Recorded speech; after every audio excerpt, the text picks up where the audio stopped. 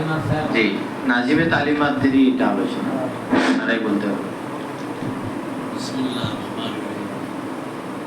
तंजीमुल मदारिस के जानिब जो निसाब तय किया गया है तो बहुत आसानी है, सब उर्दू में अक्सर व्यस्त है। हमारे मदरसा में जो तरतीब रखा गया है ज़्यादातर उर्दू में, माला बुद्धा भी उर्दू में, बैतुल लतीफ़ भी उर्दू में है।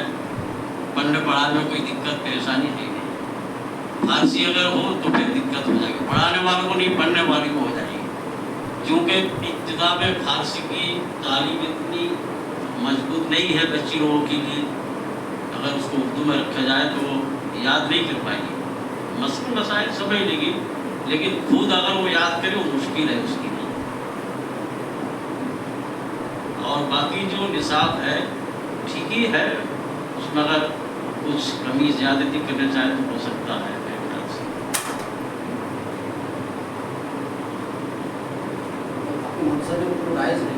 हाँ, हमारे यहाँ आपकी दोम की तालीम थी। इस साल बच्चे लोग नहीं है, पिछले साल थी आपकी दोम की, दोम तक की है, हमने खुद पढ़ाया। और इस साल बच्ची कम होने की वजह से सब में एक एक कर है। अब वो एक तालीमात क्या पढ़ेगी, इसलिए हमने आपको भेज दिया इस मदरसा।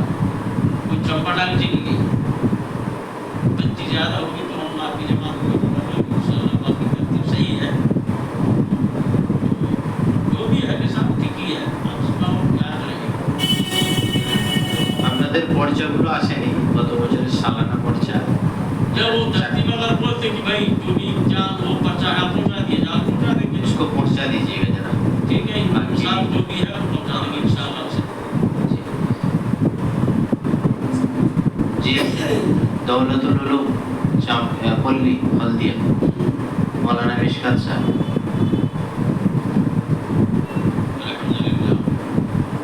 तंजीमुल मदारिसेর যে তালিমি নিসাব রয়েছে সেই নিসাব অনুযায়ী আমাদের মাদ্রাসায় পড়াশোনা হয়।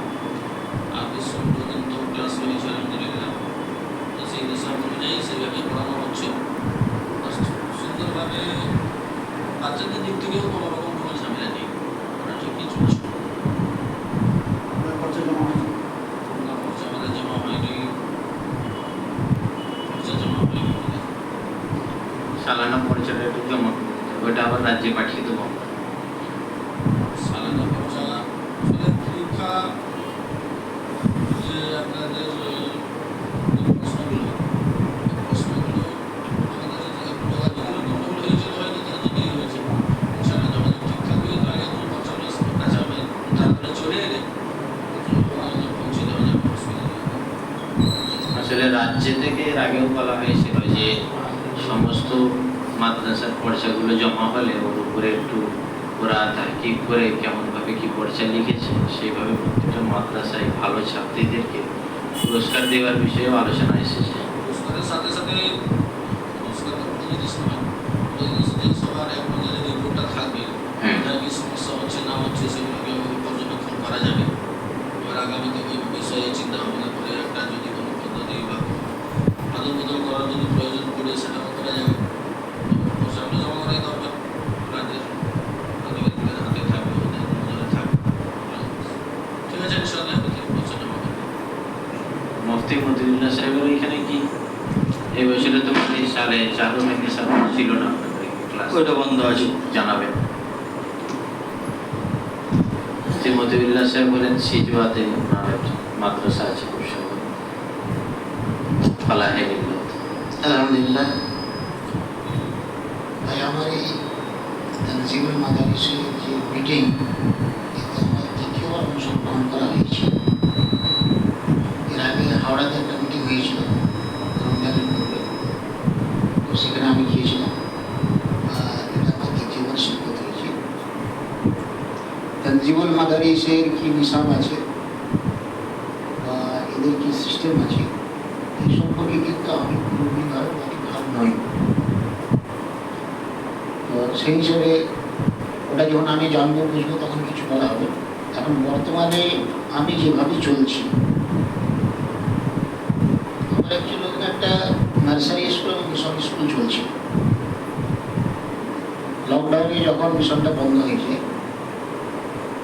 হযরত মুফতি উসমান সাহেব দামাত বরকাতুহুম দারুল দেওবন্দ ওস্তাদ ওনার সাথে পরামর্শ করে উনি আমাদের পরামর্শ দিলেন যে তোমাদের গ্রাম বহুত বড় গ্রাম, 500-600 মুসলিম পরিবার বসবাস আছে, তো এখানে তুমি মাস্তুরাতে তালিমের বিষয়ে চিন্তা ভাবনা করো। তো সেই উদ্দেশ্যে আমি প্রথমত চেয়েছিলাম যে আমার গ্রামে যে সমস্ত বালিকা মেয়েরা আছে তাদের একটা পড়ার ইন্তজাম করা।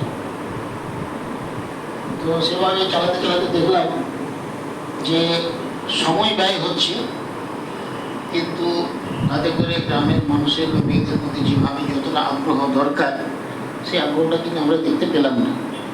পরবর্তীতে সিনেমাতে একটা মেলা হোস্টেল স্কুল চালু করা যাক বা বালিকা মাদ্রাসা হিসেবে চালু করা, কিন্তু আমার যেহেতু পুরো স্কুলের একটা সিস্টেম আছে অলরেডি, ঠিক আছে, বা স্কুল ঘর স্কুল বিল্ডিং টোটাল আছে, এবং আমি 2019 সালে একটা প্রাইমারি এবং আপার প্রাইমারি দুটো আমি হাই স্কুলে পেয়েছিলাম।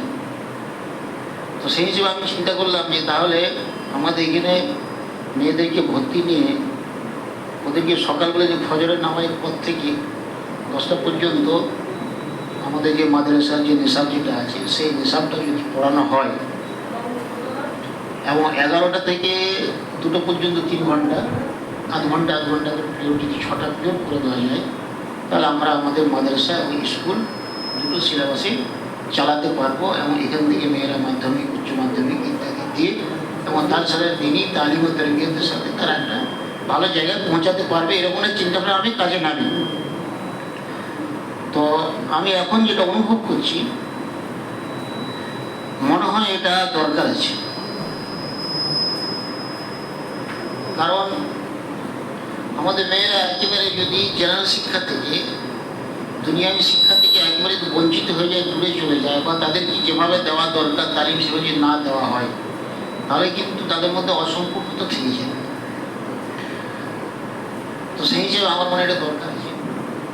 তো আমি ক্লাস 8 পর্যন্ত আমার স্কুলেই তাদেরকে স্কুল থেকে আইডি দিই এবং ক্লাস 9-এ যখন উঠে তখন আমি তাদেরকে কোনো হাই মাদ্রাসাতে রেজিস্ট্রেশন করিয়ে দিই।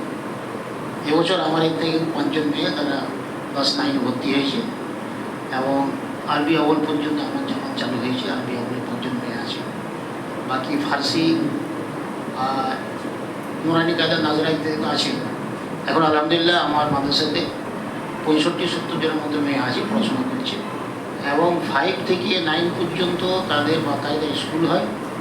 যেহেতু আমার নার্সারি স্কুলও আছে, তো সেই টাইমে ওই 3-4 মেয়েগুলোকে নার্সারি স্কুল পাঠিয়ে দিই, ওদেরকে ওই 2টো থেকে 11 থেকে 2টো পর্যন্ত সেখানে আমি তাদেরকে বাংলা টিকা পড়াই। মগরিবের পরে এসার পরে, মগরিব থেকে এসা পর্যন্ত আমরা শিক্ষিকারা ভিতর থেকে, শিক্ষকরা বাইরের থেকে বসে গাইড করে পড়া করিয়ে দেন, এবং এসার পরে আমার 3 জন জানা শিক্ষিকা মেয়ে আছে তারা সব তাদেরকে গাইড করে পড়ানো। আমি এখন এভাবেই চলছি। বাকি তানজিমুল মাদারিসের কী সিলেবাস, কী নিসাব, কীভাবে কী পরীক্ষা টরীক্ষা নেওয়া হয় ইত্যাদি বিষয়ে আমার কিন্তু এখন সঠিক পর্যন্ত আমি জানি না, ঠিক আছে। আমি যেভাবে চলছি সেটা আমি আপনাদের কাছে ব্যক্ত করি।